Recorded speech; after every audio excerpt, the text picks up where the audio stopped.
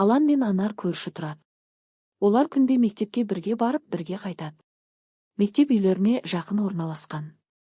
Бірақ үйге қайтар жолда жаяу жүргіншілер өткелінен өту керек.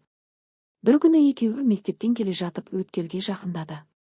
Сол кезде Анар Аланнан сұрады. Алан, сен жолда жүру ережесін білесің бе? Алан ойланып қалды да. Мен тек жасыл жанғанда өтуге болатынын, қызыл жанғанда жүруге болмайтынын, ал сары жанғанда дайындалу керектігін ғана білемін деді. Дәл сол сәтте бағдаршам жасыл түске жанып, Алан мен Анар жолдың арғы бетіне қауіпсіз өтіп алды. Сонда Анар, маған жолда жүру ережесін әжем үнемі айтып отырады. Қаласаң, саған да айтып берейін деді. Алан қуанып, әрине, менің де білгім келіп тұр. Айтып берсең, қуана тыңдаймын деп жауап берді.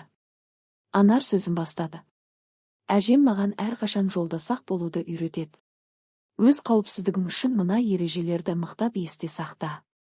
Автобус немесе маршруттық таксиде жүргенде әрдайым тұтқадан ұстап тұр.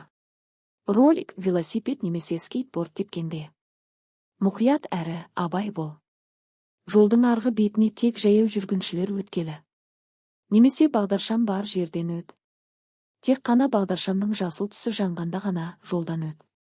Жүріп келе жатқан көліктің алдынан кесіп өтпе. Жолдың көлік жүретін бөлігінде ойнама. Ал егер жаяу жүргінші жолы болмаса, көліктердің қозғалысына қарама-қарсы бағытта, жолдың оң жағымен жүр. Анар сөзін аяқтады. Мұқият тыңдаған Алан. Анар, саған көп рахмет. Мен енді жолда жүру ережесін ешқашан ұмытпаймын деді.